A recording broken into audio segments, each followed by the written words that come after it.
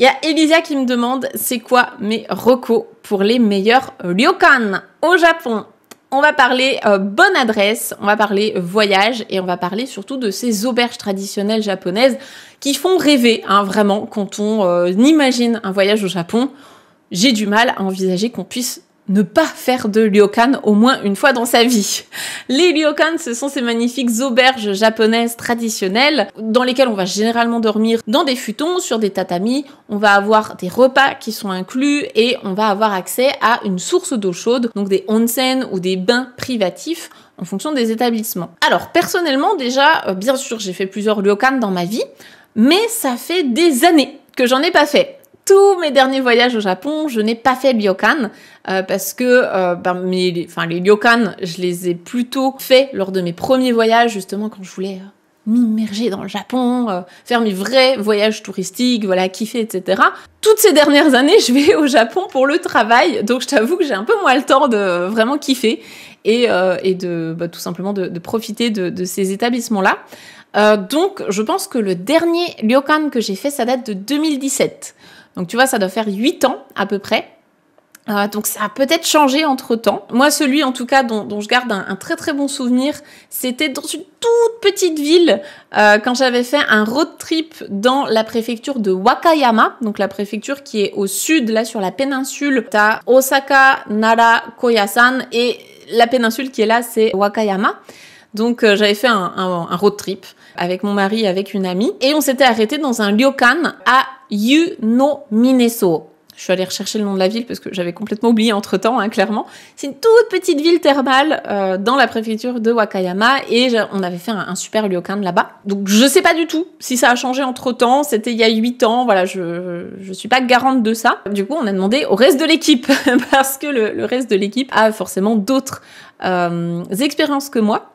Et c'est ça qui est chouette, c'est que du coup, on peut combiner un petit peu toutes nos expériences pour vous offrir nos meilleurs conseils.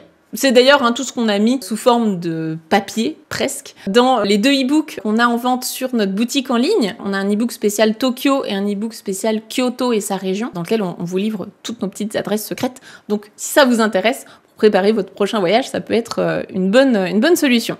Alors, on a déjà Betty dans notre équipe, on va dire la correctrice et la référente pédagogique en chef. Betty, elle nous dit qu'elle a fait un ryokan à Kanazawa il y a une dizaine d'années. Donc c'est pareil, ça date un petit peu, à voir s'ils existent encore. En tout cas, c'était un tout petit ryokan qui était tenu par une mamie et par son fils. Elle a un super souvenir de cet endroit et l'accueil hyper chaleureux des gens. Elle nous dit ils sont pliés en 4 pour qu'on puisse passer un bon séjour. Donc ça, c'est vraiment le omotenashi japonais, hein, cet art de l'accueil et de mettre à l'aise ses invités. Donc pour Betty, en tout cas, c'est ça qui compte le plus. Pour elle, c'est l'accueil des gens plutôt que l'établissement lui-même.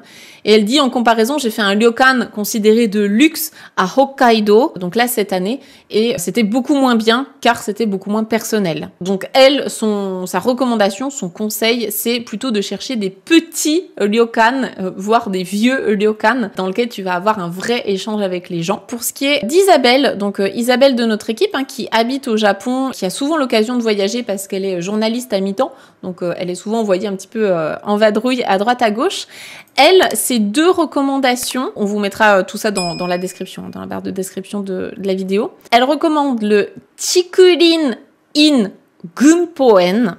Ça ne s'invente pas, un nom comme ça. Je vais vous dire où c'est exactement. C'est dans la préfecture de Nara. Donc c'est un petit peu paumé au sud de Nara. Elle avait bien aimé celui-ci.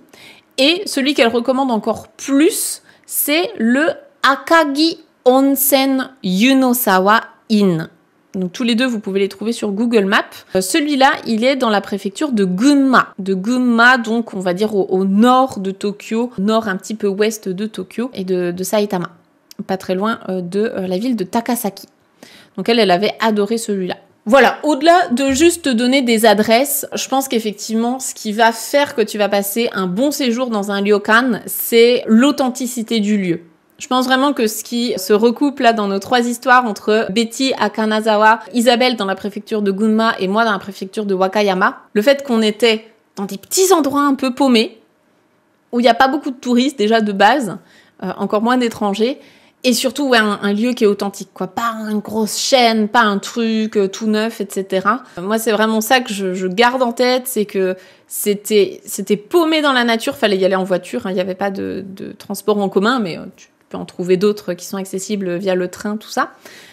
Et ouais, ces petits villages un peu authentiques que t'aurais pas forcément mis de base sur ton voyage, tu vois, classique, Tokyo, Kyoto, Osaka. Ce qui est très bien, mais tu vas peut-être moins trouver d'authenticité, en tout cas pas des petites perles rares comme ça sur ce gros trajet. Alors que aller dans une petite préfecture un peu moins connue, je pense qu'il peut y avoir des belles pépites cachées. Si jamais vous avez d'autres adresses à nous partager, n'hésitez pas à le faire. Ça reste entre nous, hein. On n'est pas non plus sur une chaîne avec des millions de vues, donc on peut se partager nos petites adresses entre nous. Voilà, vous pouvez les mettre dans les commentaires, comme ça en fait profiter tout le monde et ça reste encore assez confidentiel.